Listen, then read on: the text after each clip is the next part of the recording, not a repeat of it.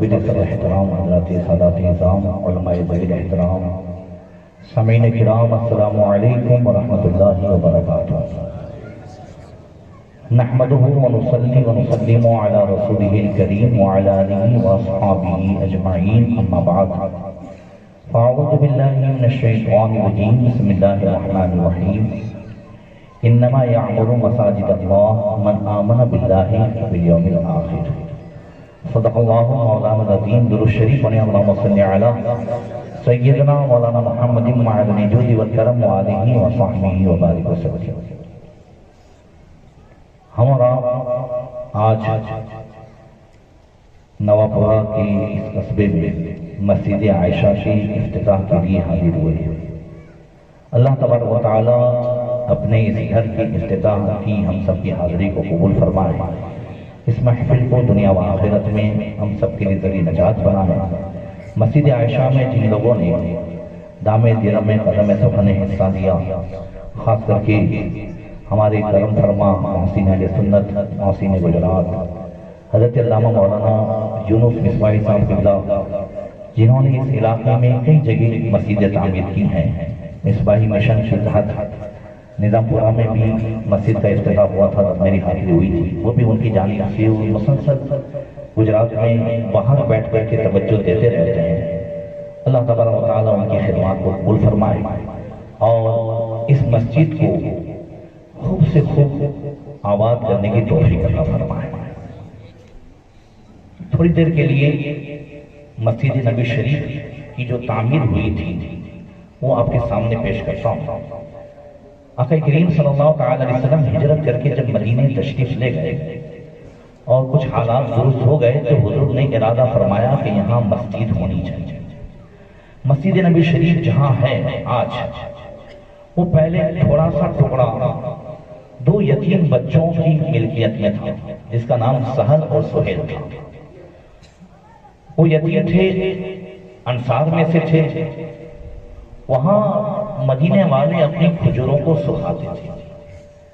حدیث میں ہے کہ لما کانا اراد النبی صلی اللہ علیہ وسلم ببناء مسجد شریف، جب حضور نے مسجد نبی شریف کے بنانے کا ارادہ فرمایا تو قبیلے بنو نجار جس کے یہ بچے تھے ان کے بڑے بڑوں کو بلایا، فرمایا یا بنی نجار سامنونی بحائطکم ای بستانکم اے اذکر لی ثمنہ لکینا اشتری منکم۔ حضور نے فرمایا اے قبیلے بنو نجار، یہ جو تمہارا باغ ہے، یہ جو ٹکڑا ہے، اس کی قیمت بولو تاکہ میں اسے ادا کروں، یہاں مسجد بنانا ہے۔ ان صحابہ کرام نے کہا بل نہبو لک یا رسول اللہ لا نطلب ثمنہ الا للہ، یا رسول اللہ ہم آپ سے کوئی قیمت نہیں لیں گے، ہم آپ کو ہدیہ دیتے ہیں، مسجد کے لیے وقف کرتے ہیں، یا رسول اللہ ہم اللہ تعالیٰ سے اس کا ثواب لیں گے، آپ سے قیمت نہیں لیں گے۔ فَأَبَى ذَلِكَ النَّبِي صلی اللہ علیہ وسلم وَابْتَعَ ذَلِكَ مِنْهُمْ وَابْتَعَ ذَلِكَ مِنْهُمْ بِعَشْرَةِ دَنَانِيرَ وَأَدَّهَا مِنْ مَالِ أَبِي بَكْرٍ رضی اللہ تعالیٰ عنہ۔ حضور نے منع فرمایا، کہا نہیں، قیمت تو لینی پڑے گی۔ کیوں فرمایا قیمت لینی پڑے گی؟ اس لیے کہ یہ زمین دو یتیم بچوں کی، کس کی تھی؟ یتیم بچوں کی، لہذا حضور نے فرمایا قیمت لینی پڑے گی۔ اور حضور نے 10 دینار سونے کے سکے کے بدلے میں مسجد نبی شریف کی وہ زمین خریدی اور اس کو حضرت ابوبکر صدیق کے مال سے ادا کیا گیا۔ اب حضور نے تعمیر شروع کی، مگر جہاں صحابہ اینٹ اٹھاتے تھے اللہ کے رسول بھی اینٹ اٹھاتے تھے، صحابہ جہاں گارا بناتے تھے اللہ کے رسول بھی اس میں کام کرتے تھے۔ ایک صحابی آگے بڑھے، کہنے لگے یا رسول اللہ اتنا بڑا پتھر آپ مت اٹھائیے، مجھے دے دیجئے میں اٹھاؤں۔ حضور نے فرمایا فَاحْتَمِلْ غَيْرَهُ لَسْتَ بِأَفْقَرَ مِنِّي اللَّهِ۔ حضور نے فرمایا تم دوسرا پتھر اٹھاؤ، جس طرح تمہیں اللہ کی رحمت کی ضرورت ہے، محمد رسول اللہ کو بھی اللہ کی رحمت کی ضرورت ہے۔ صحابہ کرام مسجد نبی شریف کی تعمیر کر رہے تھے اور بڑے جوش میں تھے، پتھر اٹھاتے تھے، اینٹ اٹھاتے تھے اور شعر پڑھتے تھے، لا عیش الا عیش الاخرہ اللہم ارحم الانصار والمہاجرہ بڑا پرکیف منظر تھا. صحابہ کہتے تھے کہ راحت تو آخرت میں ملنے والی ہے، عیش و آرام تو آخرت کا آرام ہے. اللہ انصار مہاجرہ پر رحم فرما، مہاجرین پر رحم فرما. آقا کریم ان کے شعر کا جواب دیتے تھے، فرماتے تھے اللہم ان الاجر اجر الآخرہ اللہم انصر الانصار والمہاجرہ. یہ اللہ ثواب تو آخرت کا ثواب ہے، اللہ تو انصار کی بھی مدد فرما، مہاجرین کی بھی مدد فرما. یہ مسجد نبی شریف تعمیر ہو گئی. مسجد نبی شریف جب تعمیر ہوئی، بن گئی، تو حضور نے پہلا خطبہ دیا. وہ پہلا خطبہ آپ تک پہنچا تھا. اس میں حضور نے ہمیں کیا سبق دیا تھا مسجد نبی شریف کی تعمیر کے بعد، اور ہمیں کیا کرنا چاہیے. حضور نے فرمایا ایھا الناس فقدموا لانفسکم لتعلمن واللہ لیسحقن احدکم ثم لتدعن غنمه ليس لها راعی ثم لیقولن له ربه ليس له ترجمان ولا حاجب يحجب دونه. حضور نے فرمایا اے لوگوں، اپنے کل کے لیے کچھ تیاری کرو. یہ کل جانتے ہو کون سی کل ہے؟ جانتے ہو کون سی کل؟ فرمایا کل کے لیے تیاری کرو. یہ وہ کل ہے جس کے بعد کوئی کل نہیں ہے، جس کے بعد کوئی کل نہیں ہے. یا ایھا الذین آمنوا اتقوا اللہ ولتنظر نفس ما قدمت لغد. اللہ 28ویں پارے میں فرماتا ہے ایمان والو، تم میں ہر جان دیکھے کہ وہ کل کے لیے کیا تیاری کر رہا ہے. آقا فرماتے ہیں کل کے لیے تیاری کرو. قسم خدا کی تم میں سے ہر آدمی جانتا ہے کہ اسے ضرور موت کا کڑوا گھونٹ پینا ہے.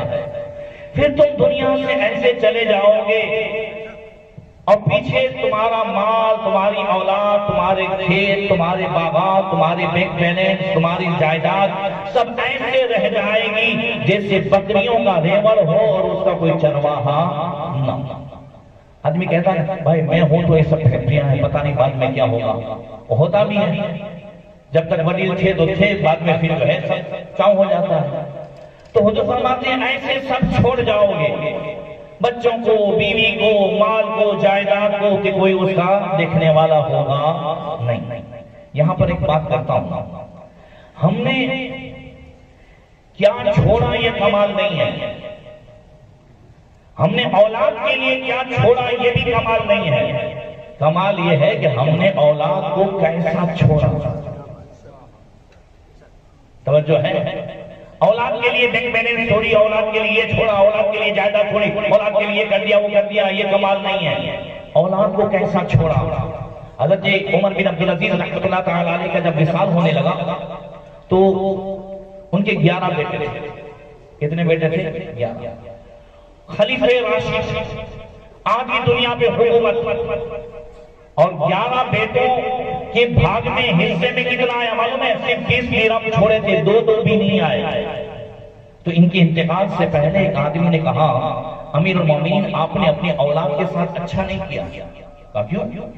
کہا آپ سے پہلے جتنے خلیفہ ہوئے، یہ میں امام حسین کی شہادت کے بعد کا واقعہ بتاتا ہوں، اور ابھی اسلام کو 100 سال نہیں ہوئے ہیں، اس سے پہلے کا میں بتا رہا ہوں.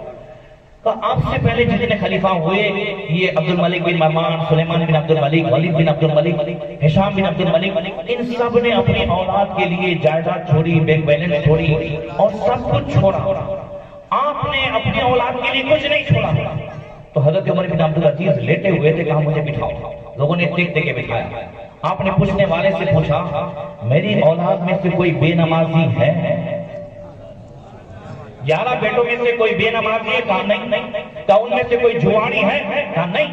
کہا ان میں سے کوئی زناکار و بدکار ہے؟ کہا نہیں.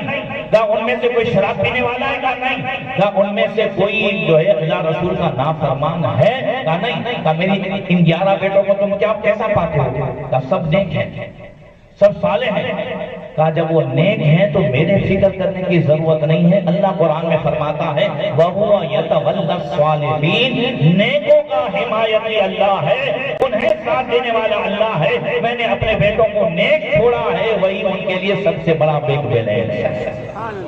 اگر میں ان کے لیے مال چھوڑ جاؤں، ان کے لیے جائیداد چھوڑ جاؤں، میرے مرنے کے بعد پھر وہ میرا جو ہے کمایا ہوا پیسہ وہ اگر وہ حرام میں خرچ کرے، وہ اللہ رسول کی نافرمانی کرے تو کل قبر میں مجھے عذاب ہوگا۔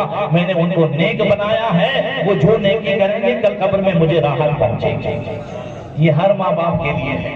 اس لیے کہتا ہوں کہ اولاد کے لیے کیا چھوڑا یہ کمال نہیں ہے، اولاد کو کیسا چھوڑا یہ کمال ہے۔ حضور نے ارشاد فرمایا پھر کل قیامت کے دن تمہارا رب تم کو سامنے کھڑا کرے گا، وہ رب جس کے دربار میں کوئی دربان نہیں ہے، کوئی ترجمے کی اسے ضرورت نہیں ہے، وہ ہر زبان جانتا ہے، وہ تم سے پوچھے گا۔ اللہ کیا فرمائے گا؟ یہ مسجد نبی شریف کا پہلا خطبہ ہے جو حضور ارشاد فرما رہے ہیں۔ اللہ فرمائے گا الم یاتک رسولی فبلغک وآتیتک مالا وافضلت علیک فما قدمت لنفسک۔ اللہ فرمائے گا تمہارے پاس میرے رسول نہیں آئے تھے، تمہارے پاس قرآن کتاب نہیں پہنچی، حدیث سے نہیں پہنچی، نائبین رسول نے تم کو جو ہے نہیں پہنچایا، کیا تمہارے پاس اللہ کا یہ پیغام نہیں آیا کہ شراب حرام ہے؟ کیا تمہارے پاس اللہ کا پیغام یہ نہیں آیا کہ جس نے مسجد کو آباد کیا اللہ تعالیٰ اس کے گھر کو آباد فرمائے گا؟ کیا تمہارے پاس یہ پیغام نہیں آیا کہ جو ہے یہ دنیا 4 دن کی ہے؟ کیا تمہارے پاس یہ پیغام نہیں آیا کہ تم اگر زکوٰۃ مال کی ادا نہیں کرو گے تو کل قیامت کے دن یہی خزانہ تمہارے لیے سانپ کی شکل بنے گا؟ کیا قرآن پاک کی یہ ساری آیتیں اور حدیثیں نہیں پہنچی؟ کیا تمہیں اللہ تعالیٰ کا یہ پیغام نہیں پہنچا؟ فَمَن يَعْمَلْ مِثْقَالَ ذَرَّةٍ خَيْرًا يَرَهُ وَمَن يَعْمَلْ مِثْقَالَ ذَرَّةٍ شَرًّا يَرَهُ۔ جو ایک ذرہ برابر نیکی کرو گے تو اس کا بھی جو ہے بدلہ پاؤ گے، جو ایک ذرہ برابر برائی کرو گے تو اس کا بھی بدلہ پاؤ گے۔ کیا اللہ کا یہ پیغام نہیں پہنچا؟ اولم نعمرکم ما یتذکر فی من تذکر، کیا تمہیں اتنی عمر نہیں دی تھی کہ اگر سدھرنا چاہتے تو سدھر سکتے تھے؟ بولو صحیح ہے؟ اللہ پوچھے گا، پھر فرمائے گا وَآتَيْتُكَ مَالًا، میں نے تم کو مال دیا، وَأَفْضَلْتُ عَلَيْكَ، اور میں نے تمہیں کئی اونچے اونچے مقام دیے، تمہیں خیر امت بنایا، میرے محبوب کی امت میں بھیجا۔ فَمَا قَدَّمْتَ لِنَفْسِكَ، تم نے اپنے لیے کیا کمایا؟ کل قیامت کے دن اللہ یہ نہیں پوچھے گا کہ میرے لیے کیا لائے، کیا پوچھے گا؟ یہاں آئے ہو تو اپنے لیے کیا لائے ہو؟ دیکھیے ایک بادشاہ تھا، اس کے 3 وزیر تھے۔ ایک دن بادشاہ نے تینوں وزیر کا امتحان لینا چاہا تو کہا کل تم تینوں دربار میں آؤ تو ایک ایک بورا پھل لے کے آنا۔ کیا لانا ہے؟ ایک ایک بورا پھل لے کے آنا۔ پہلے وزیر نے سوچا کہ بادشاہ نے پھل منگائے ہیں تو کچھ اچھے ہونے چاہیے، کچھ پکے میٹھے۔ ایک بورا منگایا ہے تو بادشاہ کو کئی دن کھانے کو چلے گا، تو اس میں کچھ کچے بھی ہوں، کچھ پکے بھی ہوں، کچھ اچھے بھی ہوں۔ اچھے پھل تلاش کرنے کے لیے اس پہلے وزیر کو پورے دن محنت کرنی پڑی۔ اس بغیچے میں سے تھوڑے ملے، اس میں سے تھوڑے ملے۔ دوسرے وزیر نے سوچا بادشاہ کو فرصت ہے، نہیں رہا ہے کہ وہ دیکھنے جائے گا کہ کون سے کچے ہیں پکے ہیں کیسے، وہ بورا دیکھے گا کہ بھرا ہوا ہے کہ نہیں ہے، تو اس نے سڑے بڑے جو ایک بغیچے میں جتنے تھے وہ سب پھل۔ اور تیسرے وزیر نے سوچا کہ بادشاہ جو ہے وہ کوئی نیورا تھوڑی ہے کہ دیکھے گا کہ اندر پھل ہے کہ گھاس پھوس ہے۔ اس نے جو ہے وہ پتھر گھاس جو بھی ملا وہیں بیٹھے بیٹھے سب بھر دیا، بولے بھرا ہوا ہونا چاہیے۔ دوسرے دن تینوں بورا لے کے حاضر ہوئے، بادشاہ نے تینوں کے بوروں کو دیکھا بھی۔ بادشاہ نے آرڈر کر دیا کہ تینوں وزیر کو اپنے اپنے بورے کے ساتھ 1 مہینے تک کیج میں ڈال دو، جیل میں ڈال دو۔ جو کچھ انہوں نے کل لیا ہے یہ 1 مہینے کا ان کا کھانا ہے، ان کو پانی دینا بقیہ کچھ دینے کا نہیں ہے۔ اور پہلے وزیر نے جو پھل اچھے چنے تھے وہ اس کو کام آئے، مگر اس میں محنت لگی تھی۔ دوسرے وزیر نے سڑے بڑے کھائے تھے تو بیمار ہو گیا، اور تیسرے نے کچھ بھی نہیں تو گیا۔ تو جو کچھ بھی کیا کام کس کا تھا؟ کس کے کام آیا؟ اپنے۔ تو آقا فرماتے فَمَا قَدَّمْتَ لِنَفْسِكَ، تو حضور نے فرمایا کہ اللہ تعالیٰ جو ہے قیامت کے دن پوچھے گا فَمَا قَدَّمْتَ لِنَفْسِكَ، تم اپنے لیے کیا لائے ہو؟ آگے فرماتے ہیں اس خطبے میں فَمَنِ اسْتَطَاعَ مِنْكُمْ أَنْ يَقِيَ وَجْهَهُ مِنَ النَّارِ وَلَوْ بِشِقِّ تَمْرَةٍ فَلْيَفْعَلْ۔ حضور نے فرمایا اگر تم میں سے کوئی آدمی جہنم سے بچنا چاہتا ہے تو وہ جہنم سے بچنے کی کوشش کرے، وَلَوْ بِشِقٍّ تَمْرَةٍ، اگرچہ اللہ کی راہ میں آدھی گٹھلی دے کر، کھجور کی آدھی گٹھلی دے کر کے بھی اگر بچنا چاہتا ہے تو بچنے کی کوشش کرے۔ پورے مجمع سے ایک سوال ہے، جنت میں جانا ہے؟ نہیں جانا؟ زور سے بولو یار، جنت میں جانا ہے؟ جانا ہے۔ جہنم سے بچنا ہے؟ کہہ دینے سے ہوگا؟ کہہ دینے سے ہو جائے گا کہ چلے جائیں گے؟